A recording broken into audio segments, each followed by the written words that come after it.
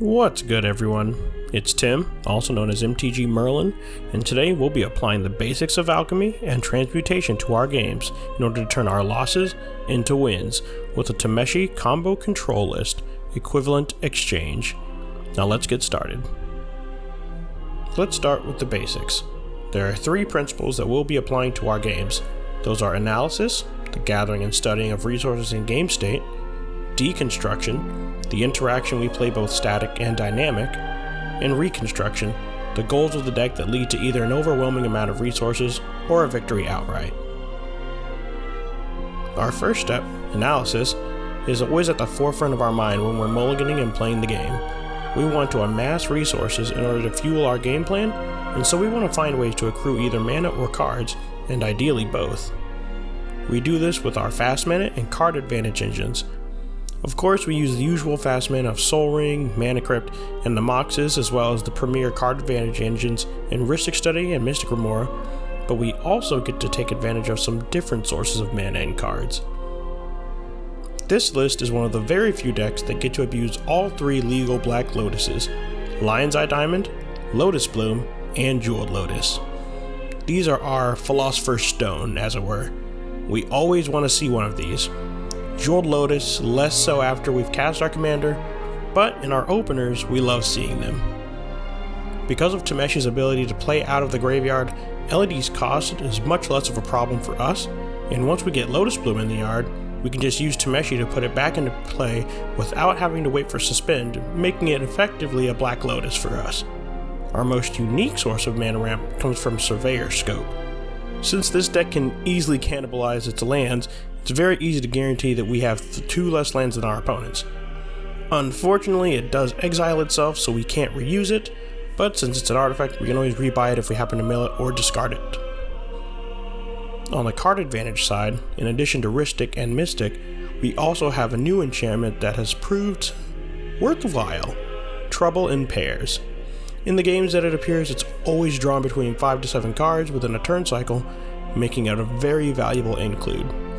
We also get to use Hedron Crab as a way to see more cards very quickly, allowing us to see upwards of 9 to 12 cards on a win attempt, or if we're more conservative, we could just see between 6 and 9 on a usual turn. Moving on to Deconstruction. This refers to the use of interaction and removal, either on board or on the stack, to prolong the game and widen our window of opportunity. Because of this is our largest section of our list, and as a bonus, many of the interaction pieces we run either replace themselves, make a little mana, or are non-symmetrical. This allows our interaction to be flexible and hard to interact with. In terms of our onboard interaction, we run Aether Spellbomb, Codex Shredder, Grafdigger's Cage, Soul Guide Lantern, Stone of Eric, and Torpor Orb, as well as Seal of Removal, Blind Obedience, Dress Down, Seal of Cleansing, Steel Enchantment, and Touch the Spirit Realm. These pieces of onboard interaction allow us to bounce creatures, destroy artifacts and or enchantments, prevent other graveyard combos, and slow down artifact and or creature combos, as well as deter top deck tutors when we need to. These interactive board pieces allow you to repeatedly interact with your opponents with as low of an opportunity cost to you as possible. For our stack interaction, we run the usual suspects, but we also have 2 very special includes that I personally really enjoy: Stifle and Trick Bind. These were included as a way to deal with some hard to answer with interaction, such as our channel lands, and otherwise they are also just very valuable as many people aren't prepared to deal with the Stifle effect, as well as Trick Bind also being effectively uncounterable. If our counterspells can't answer it, these 2 usually can. Finally, we come to Reconstruction, which for us is the section that houses our clones, tutors, and combo pieces / outlets. We use most of our resources and some of our onboard interaction pieces to put together various combos that can put us in a winning position. And these are the cards that we usually don't want to see in our opening hand, save for tutors, of course, as often we can't use them effectively until we get one of our engines online beforehand. Alright, now that we've gone over the basics of our list, let's take a look at those win conditions. The first is the Mirage combo, and this is the combo the deck is most known for. Using Ancient Den, Copy Artifact, and Lotus Bloom or LED, we can generate infinite mana and loop any artifact that sacrifices itself from the battlefield. This combo is really low opportunity cost for us. All the pieces are good on their own, but it's usually not the first choice we go to simply because of how difficult it is to tutor copy artifact in specific. Nevertheless, this is the bread and butter of Tameshi lists.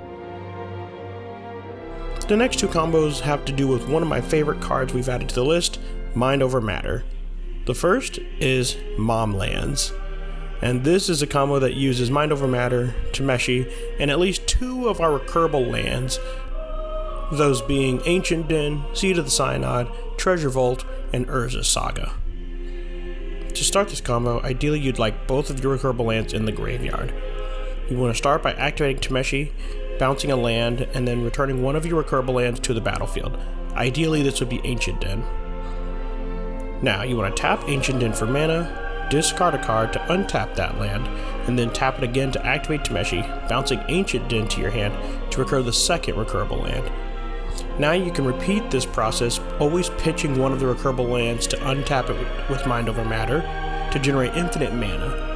There's a single caveat: you do either need Ancient Den or a different source of white mana to continue using this loop in this combo. The other Mind Over Matter combo is Mom Ring, and this is actually a more recent combo that's been discovered with the release of the Lord of the Rings set. The One Ring and Mind Over Matter draw your deck, full stop. Combo is pretty simple. Tap the One Ring to draw a card, discard a card to untap the One Ring, and you repeat until you have most of your deck in your hand.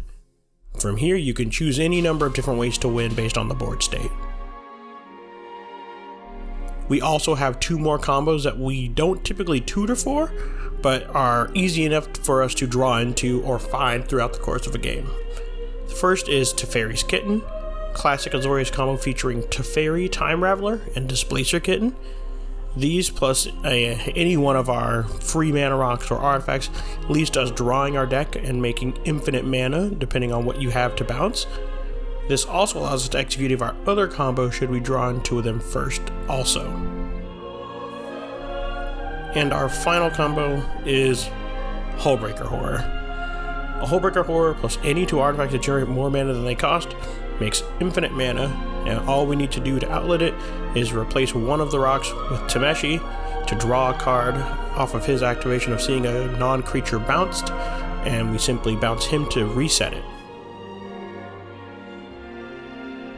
Now that we've gone through the list, as well as the combos and win conditions, let's wrap up the exhibition with some sample hands to see what we're looking for during mulligans. Looking at our first hand of 7, this is actually a very strong opener for us. Early ramp into turn 2 Tameshi and Blind Obedience, into turn 4 One Ring to start drawing cards. Early One Ring is usually our go-to if there isn't any deck that we have to mulligan for interaction for, so this first hand is a strong keep. For our second hand, our first 7 looks like it could be as good, as it does cast a turn 1 Tameshi into turn 2 Transmute artifact. However, we don't have a card to pitch to Chromox, and early Tameshi doesn't do anything for us, so it just opens him up to removal. So we're going to take our first mulligan. Our second 7 isn't much better as we don't have any acceleration, but a lot of interaction that is very slow with an unusable tutor since we don't have any artifacts. A pretty bad hand for us, so we'll mulligan to 6. This hand looks very good, as we have our best card in our opener, but there's one problem. We have to suspend it and wait 3 turns before we get to use it, and we can't use Reshape to get the One Ring until turn 3, so the hand is fairly slow. In a slower pot, it's a very keepable hand, but I know we can do better, so we're going to go down to 5. This is a good hand for a 5. We have a card acceleration with Hedron Crab and some commander hate that could be fast enough with Draneth down turn 2, or a little bit of interaction. This is a controlling hand, but that's the kind of game we want to play, so this hand is a keep, bottoming Mana Drain and Archive. And our last sample hand's first 7 is an immediate mulligan, as we don't have a land, but it does do turn 1 Torpor Orb, but that's not powerful enough to keep, so we'll mulligan down to 7.